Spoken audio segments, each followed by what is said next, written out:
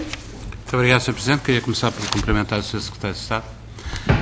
Queria lhe dizer muito claramente, Sr. Secretário de Estado, que, enfim, o nosso debate de hoje mostra, da parte do Governo e da parte do Sr. Secretário de Estado, duas questões duplamente graves no nosso entendimento e duas questões que são, ambas, profundamente inaceitáveis do ponto de vista político.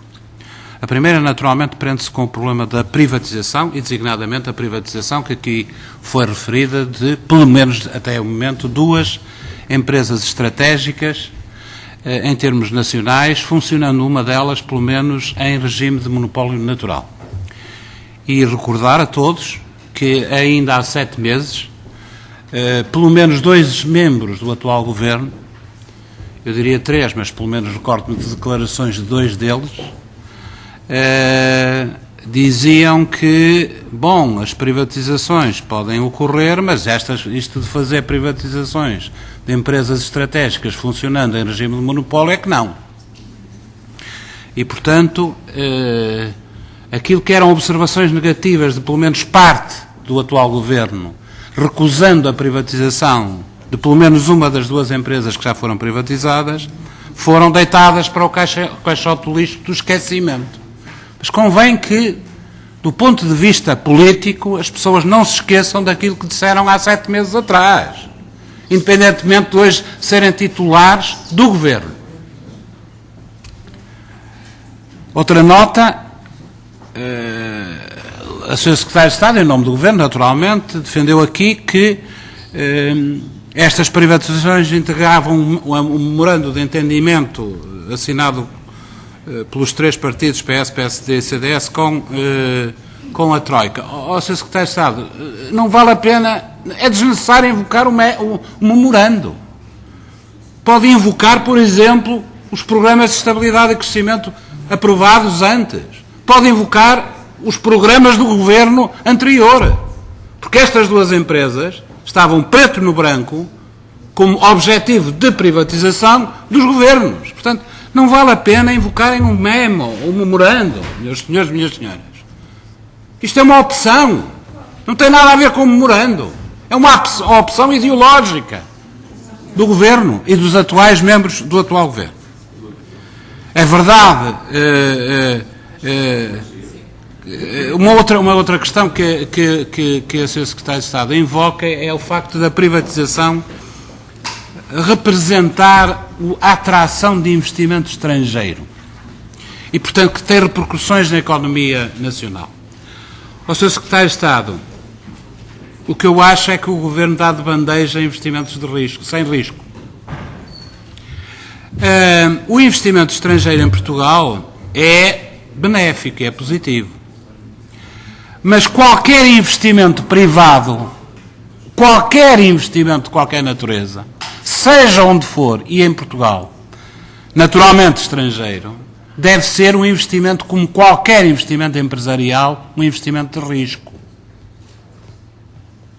E, portanto, de risco em áreas de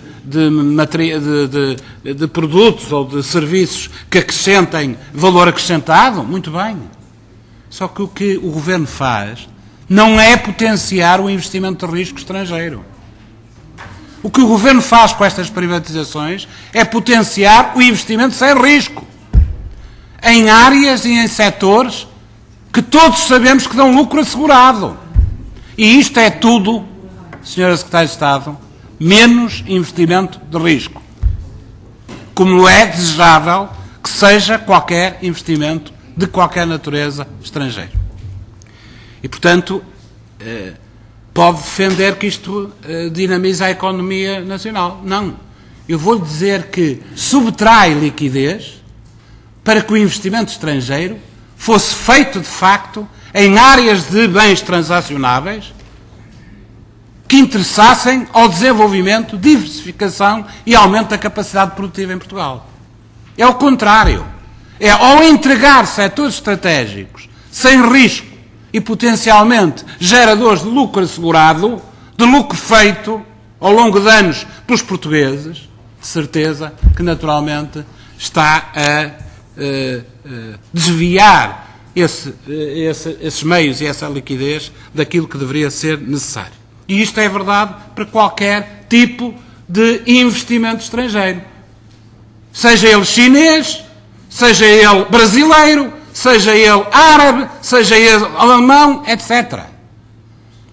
Nós não aceitaremos, parece que há alguns que gostam mais de algum tipo de investimento, e nós não aceitaremos a venda de empresas estratégicas nacionais, seja ele o capital vindo de onde for, seja de onde for, seja soberano ou não soberano, porque são estratégicas, porque são de monopólio natural. O Sr. Deputado João Almeida. Bem, ainda bem. É que senão recordava-lhe algumas declarações de há 7 meses atrás. Está bem. Pareceu-me. A segunda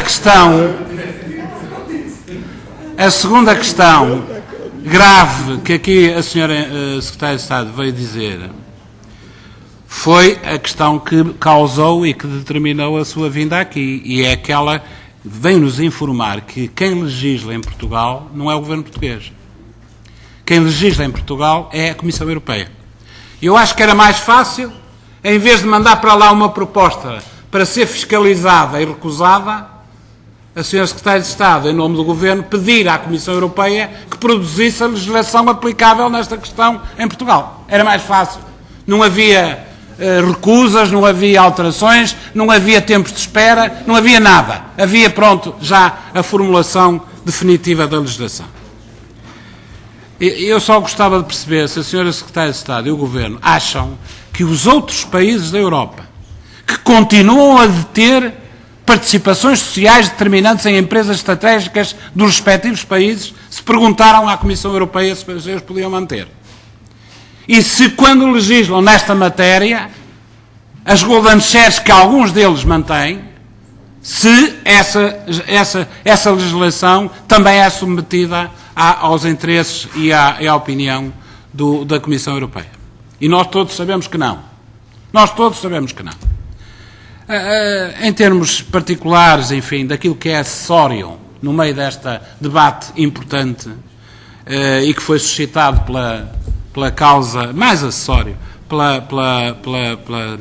pelo convite para a senhora Secretária de Estado estar aqui hoje, é a questão do retroativo relativamente aos 2 casos que já foram privatizados. A senhora Secretária de Estado diz que os candidatos concorrentes aceitaram essa possibilidade, mas aceitaram como? Está escrito no caderno de encargos. Está formalizado. E se está formalizado no caderno de encargos, com que conteúdo? Com o conteúdo que os senhores mandaram fiscalizar à Comissão Europeia ou com outro conteúdo qualquer? Qual é, de facto, o conteúdo que foi colocado e onde é que foi colocado e com que consequências e com que reflexos? A senhora Secretária de Estado, estas informações pias fazem-me um pouco lembrar as reservas de manter o capital nos candidatos compradores durante 4 ou 5 anos. Daqui a 4 ou 5 anos eles podem vender a quem quiser. E, portanto, de facto, estas empresas podem ter a bandeira à entrada, senhora deputada, mas, de facto, deixaram de ser portuguesas. Deixaram de servir os interesses estratégicos nacionais. E vão passar a servir os interesses estratégicos dos respectivos acionistas. É assim em qualquer empresa. Senhora deputada, é assim em qualquer empresa. E passará também a ser nestas.